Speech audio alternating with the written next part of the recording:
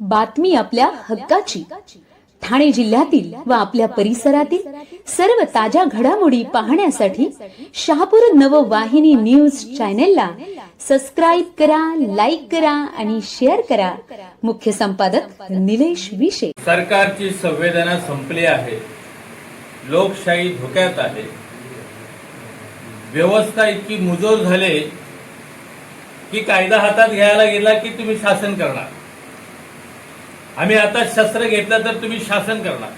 सामान्य माणसावर अन्याय होतो. लाखो लोक परेशान आहेत आणि अशा वेळेला सरकारच्या विरोधात बोलायचं म्हटलं तर गुन्हे दाखल होतात, चौकशा लागतात. सगळ्या यंत्रणा सरकारच्या ताब्यात आहेत. पोलिसांपासून ईडी, सीबीआय पर्यंत सगळ्या यंत्रणा सरकार दाबवते आणि सामान्य माणसाच्या मागण्या दाबल्या जातात. म्हणून एखादा माणूस सामान्य माणसाकडे काय आहे, विरोधक पक्षाकडे काय आहे, तर त्या सरकारच्या विरोधात संविधानिक पद्धतीने आंदोलन करतो. संविधानिक पद्धतीने आंदोलन करणं, मोर्चा काढणे हा आमचा हक्क आहे. उपोषण करणं हा जनतेचा हक्क आहे. आणि अशा पद्धतीने एखादा समाजसेवक ज्या वेळेला उपोषण करतो तोही काही त्याच्या वैयक्तिक मागणीसाठी नाही. तो उपोषण करतो तमाम देशभरातील युवकांसाठी. तो उपोषण करतो ज्यांनी मेहनत केले, अभ्यास केले, प्रचंड मेहनत करतायत, स्वप्न पाहिलेत, त्या विद्यार्थ्यांसाठी तो उपोषण करतोय. आणि ते पेपर जर वारंवार फुटत असतील तर सरकारचा आपण निषेध केला पाहिजे. एकदा फुटले, दोनदा फुटले, सतत पेपर फुटी म्हणजे आम्हाला प्रश्न पडला का हे नेमकं चाललंय काय. आज आता इतकं मोठं देशातलं प्रकरण गाजत असताना पुन्हा महाराष्ट्रात सीईटीचा पेपर फुटतो. आणि विशेष म्हणजे त्याच्यामध्ये सत्ताधारी भाजपाचे लोक निघतात. आणि सोनम वांगचुक हा एक शिक्षण तज्ञ आहे. तो देशाची अभिमान वाटावा इतका मोठा माणूस आहे. याच भाजपाने त्यांचं कौतुक केलं. ज्या वेळेला त्यांनी 370ला पाठिंबा दिला त्या वेळेला भाजपाने सोनम वांगचुक या माणसाच्या प्रतिमा यांचे फोटो टाकून सोनम वांगचुकचा आम्हाला पाठिंबा आहे अशा पद्धतीनं मोठ्या पद्धतीने त्याचा गौरव केला. म्हणजे आम्ही बरोबर आहोत. म्हणजे त्याचं सर्टिफिकेट इतका मोठा माणूस. नंतर तुम्ही 6 महिने त्यांना आत टाकलं. चीन आपल्या भारतात घुसतोय हे बोलल्यानंतर सोनम वांगचुकला आत टाकणारे हे सरकार आहे. आता मला सांगा, मला फार जुना काळ सुद्धा आठवतो. सोनम वांगचुकचे वडील एकदा उपोषणाला बसले होते इंदिराजींच्या काळामध्ये. आणि त्यांची मागणी काय होती, आदिवासींना आदिवासीचा दर्जा द्या. आणि त्या उपोषणाला देशाच्या पंतप्रधान इंदिरा गांधी स्वतः गेल्या आणि उपोषण सोडलं होतं.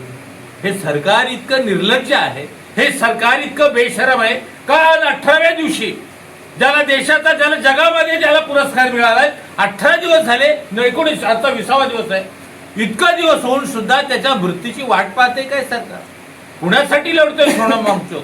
ज्यांना लोकशाहीची कदर आहे, ज्यांना वाटतं संविधान टिकलं पाहिजे, ज्यांना वाटतं ही देशाची व्यवस्था टिकली पाहिजे, ज्यांना वाटतं आमच्या मुलांना न्याय मिळाला पाहिजे, त्यांच्या गुणवत्तेनुसार त्यांना प्रवेश मिळाला पाहिजे, त्यांची लायकी असून आज असंख्य मुले जर वंचित असतील तर घटनात्मक आज हा जो प्रकार आहे तो त्यांचा हक्क आहे. आणि इतकं मुजोर सरकार, म्हणजे तुम्ही बघितलं असतील तर मुली उपोषण आंदोलन करत होत्या, त्यांना तुडवलं गेलं. आज देशामध्ये आम्ही आंदोलन करायचं नाही, आज देशामध्ये आम्ही न्याय मागायचा नाही, आम्ही जर तुमच्या विरोधात गेलो तर तुम्ही आमच्या गुन्हे दाखल करणार, अशी व्यवस्था असताना सोनम वांगचुक सारखा एक मोठा माणूस ज्याला देशातच नव्हे तर जगामध्ये जो वंदनीय आहे अशा पद्धतीची ज्याच्याबद्दलची भूमिका आहे तो बसला असला उपोषणाला बसतो. हजारे बसल्यानंतर 5व्या दिवशी गेले हजारे साहेब, आमचे हजारे, हा अण्णा हजारे, तर ते 5व्या दिवशी उपोषण त्यांचं सोडवायला विलासराव गेले होते. पण हे सरकार इतकं पद्धतीने मुजोर झालंय. आम्हाला सोनम वांगचुक हवे आहेत. त्यांचं उपोषण सरकारनं तुटलं पाहिजे, सोडलं पाहिजे. त्यांच्या ज्या मागण्या आहेत त्या रास्त मागण्या आहेत. किती मुलं मेहनत करतात, लाखो मुलांच्या भवितव्याचा प्रश्न आहे. देशाच्या ही व्यवस्था, शिक्षण व्यवस्था तुम्ही बर्बाद करणार आहात का? अशा पद्धतीने जर सरकार मुजोरपणे वागत असेल तर सरकारचा आपण धिक्कार करतोय. आणि हे पत्रकार, तमाम पत्रकार, खरं म्हणजे जनतेने आता रस्त्यावर उतरायला पाहिजे. तुमच्यासाठी ते बसलेत. तर त्या सोनम वांगचुक साहेबांना आम्ही चांगलं आरोग्य मिळावं, त्यांना अजूनही उपोषण, त्यांच्यामध्ये जिद्द आहे, त्यांची तब्येत ढासळणे, जीवाला त्यांच्या धोका आहे, तरी सुद्धा ते उपोषण मागे घेत नाहीयेत. पण आपण सगळेजण त्यांच्या प्रकृतीसाठी परमेश्वराकडे प्रार्थना